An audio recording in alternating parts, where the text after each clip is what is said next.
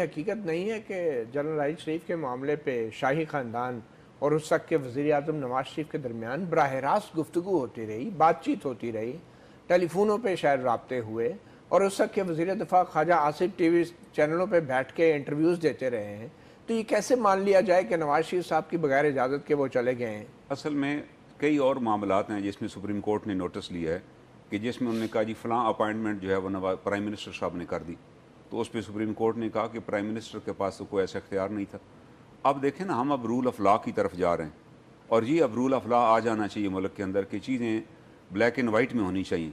और उसके ऊपर फॉर एग्जाम्पल कई अपॉइंटमेंट्स हैं जो सुप्रीम कोर्ट ने नल एंड वाइट डिक्लेयर की। उन्होंने कहा जी प्राइम मिनिस्टर के पास इख्तियार नहीं था, पहले तो होता रहा है अभी, लेकिन अब नहीं होगा। मैं एक और चीज़ की तरफ आपको तवज्जो दे रहा हूँ। दो और डिपार्टमेंट हैं जिन पर हमें नज़र रखनी, एक हमारा फाइनेंस डिवीजन है, एक हमारा फॉरेन ऑफिस है। चले हम उसकी तरफ में आएंगे, मगर फिलहाल अब जनरल पाशा के हवाले से अगर बात करें, वज़ीर दिफा फरमा रहे हैं कि जनरल पाशा ने कोई मुलाजमत नहीं की बकौल उनके बजाय, लेकिन अगर वो LPR के दौरान गए लीव प्रायर टू हाँ रिटायरमेंट, बिल्कुल, तो वो फिर बेज़ाब्तगी है, वो भी बगैर NOC के बाहर अपनी कोई भी अफसर नहीं जा सकता बगैर NOC के LPR के दौरान।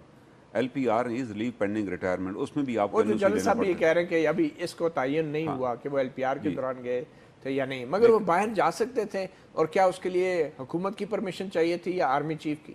नहीं, उनके लिए भी, उसके लिए भी हुकूमत की परमिशन है। अच्छा, हुकूमत की परमिशन गवर्नमेंट फेडरल, क्योंकि यार DGI साहब जो हैं वो डायरेक्टली रिस्पॉन्सिबल प्राइम मिनिस्टर के अंडर वो आते हैं। अच्छा, उस लिहाज ISI से के जो जी जी बिल्कुल जी, इस लिहाज से उनके लिए भी फेडरल गवर्नमेंट की परमिशन चाहिए थी इनसे। इससे चाहे पहले वो बाहर कोई मुलाजमत अख्तियार करते हैं या नहीं, अगर छोड़ने के लिए फौरी तौर पे उस रिटायरमेंट के फ़ौरन बाद जाते हैं तो प्रिंसिपली उनको उसकी परमिशन लेनी चाहिए फेडरल गवर्नमेंट तो से। अब इसका कानूनी हल क्या है? चीफ साहब कह रहे हैं कि अब जो नई हुकूमत आएगी वो इसका फैसला करे, तो क्या अदालत खुद भी फैसला कर सकती है कि ये जो कुछ भी हुआ गैर कानूनी हुआ या नहीं हुआ? अदालत के पास इख्तियार है, किसी भी काम को अगर वो प्रोसेस और प्रोसीजर के तहत नहीं हुआ उसको डिक्लेयर कर सकती है गैर कानूनी।